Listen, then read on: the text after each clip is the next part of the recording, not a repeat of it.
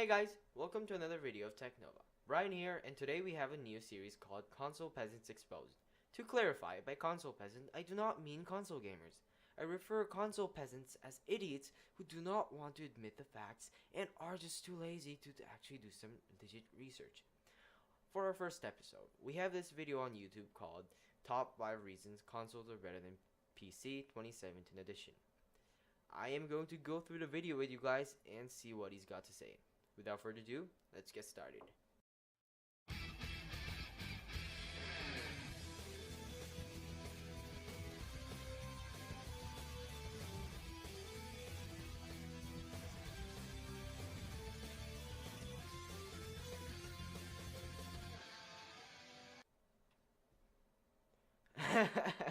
Nice intro, man. That just made my day. Another top 5 reasons is there's no need for endless upgrades when you play on a console. Okay, I've seen a lot of people trying to make this nonsense sound legit, but it's not. One of the benefits of having a PC is that you can upgrade whenever you want. Even you're a few generations late on your set PC components, there won't be any problem running most of the games. In fact, they would perform better than consoles. Actually, console hardwares are several generations late. Console is automatically built to house all your gaming needs. The UI interfaces are much better. It's much easier to navigate and get your games easily, or just put in your disc and play, or just easily click your downloaded application. Wait, click and download an application? That's exactly what a normal PC could do. Also, there are DRMs like Steam which can be used to easily buy and download PC games at a much cheaper price. Just use the Steam library to manage your games. Everything is much easier for you to find than going on a PC, and you don't need to constantly buy the new parts as they come. The only thing you probably would have to do, like say with a PS4 or Xbox One, is just increase your terabytes. But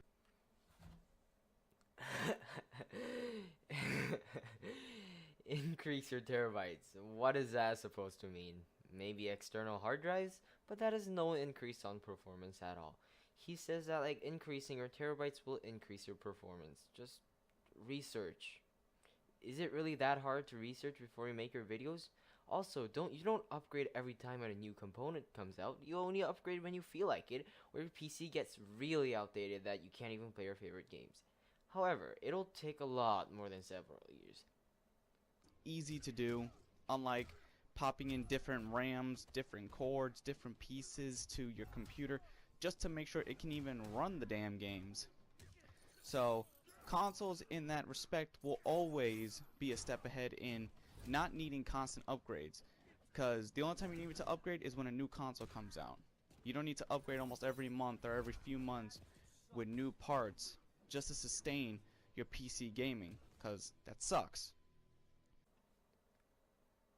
As I stated before, the only time you have to upgrade your PC is when you want to.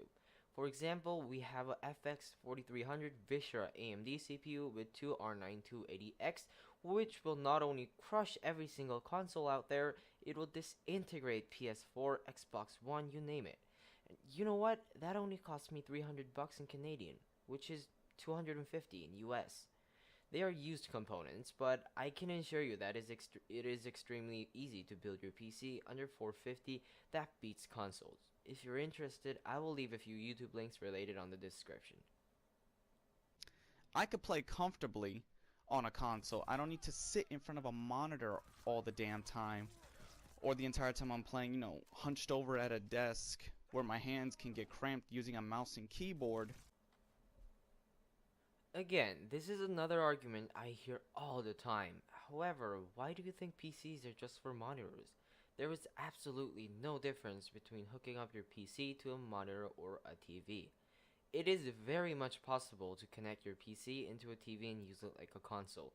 You can use wireless keyboards and mouse, or if you prefer controllers, that is also an option for you.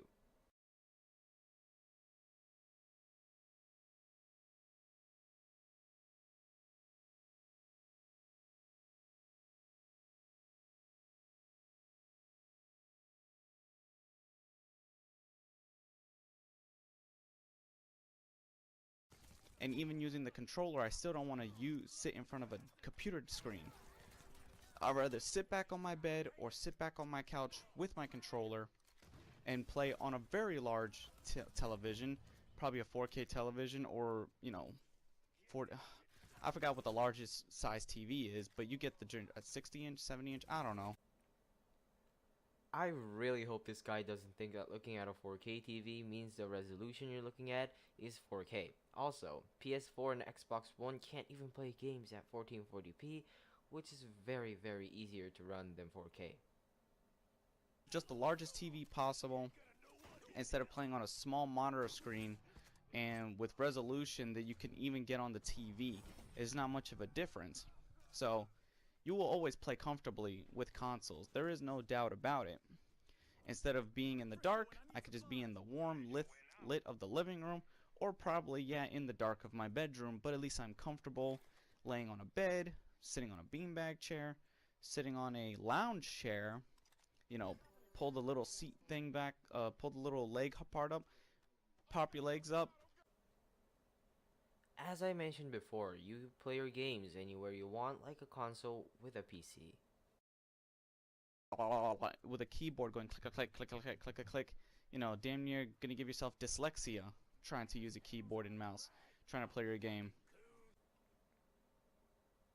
If using a keyboard and a mouse gives you dyslexia, I don't know what doesn't. We could just play comfortably sitting on the sofa, But that's from experience, Sitting on a sofa is easier. Hardware expenses and the complexity. It is very expensive to just put your PC together and build it. This ties into the first reason, but as I already mentioned this several times before, it is possible to build a PC at a cost of a console that outperforms them. Check the link in the description below to have a look at some of the builds famous YouTubers did. I will also add a PC part picker link that I myself built. Expenses and its complexity is it's very complex for some people. Not all people. Like if you're a technophobe, or not technophobe, a fucking technomaniac, then you could put your PC together. Other than that, the common person or the common gamer just doesn't want to go through all that, where they can just easily pop the console in and start going away and playing. So consoles are not complex, not at all. And I've heard people say, oh, consoles are complex for them.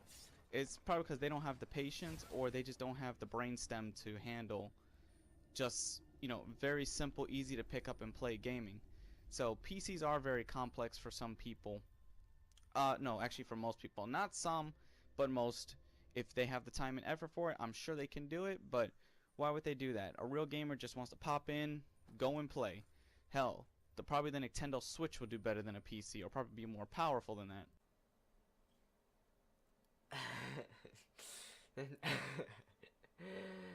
Oh, you better know what you're saying before you say Nintendo Switch is more powerful than a PC. At least know what kind of hardware Switch uses. And PCs are not that hard to build. Nowadays, PCs called Legos for adults. It's that easy. If you don't have that much enthusiasm for gaming to do a little bit of research to save your money and have a better gaming experience, then I guess you'll be stuck with consoles. Also, don't disrespect who thinks consoles are complex. They might be having some difficulties. Don't tell them you don't have enough brain stems or whatever. Try to help them. The physical appearance of users, oh my god, I know the difference between console gamers and PC elitists. Now, casual PC gamers, they're not the ones that look like the size of a house. I've seen a PC elitist with dozens of zits look like he got hit with puberty every day of his life, even before birth. You could tell this motherfucker. Console gamers, we can actually still get up and physically do what we need to do. We don't have to rely sitting on our asses all the time. But a PC elitist prefers to just sit on their ass all day, not care how fat they would get, or they look like slobs while they're doing it. I mean, that's just kind of like, they rather play their game. Yeah, they have everything they want with their game, but it's like they don't take their hygiene into account. So, I mean, physical appearance of a user is a detriment, These guys look like slobs, and that's why the 30% of PC gamers, the 30% PC elitists, they just look like house wrecks. Ugh, this just blew your whole video. I have so many things to point out. First, not all PC gamers are elitist. Like, not all console gamers are peasants.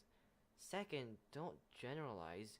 Having a few people with bad appearance that are PC gamers doesn't mean all PC gamers are like that. I can be sure that there are equal amount of console gamers that matches your description. Third, I don't see the difference between sitting down on a chair and lying down on your couch. They both do not burn much of your calories. Fourth, where the hell did you get the fact that 30% of gamers look like your description? I don't see any source. Don't blurt out random stuff from head. Always source your facts. The final part is graphics don't determine the experience. A PC elitist's term for the great gaming experiences is how their game looks. I mean, just because the game can look beautiful and look pretty, that doesn't mean it's fun. Okay, you could play a game that looks like ass and still have a good time. Mind you, there's a lot of games out there that they look like hell, but yet people still have fun with them. Am I right or wrong? People still have a blast. Graphics will never determine the experience of true gaming.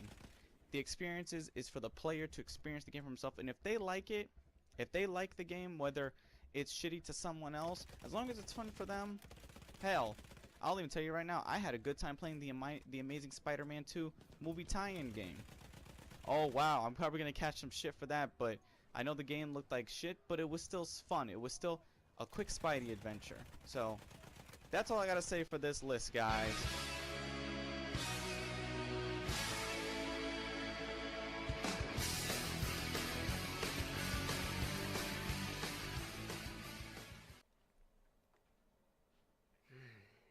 What I would like to point out is that although good graphics do not mean good gaming experience, graphics can have an effect on a gaming experience. For example, you wouldn't be able to fully admire the work of the developers when the frame rates are dropping and your game looks really choppy.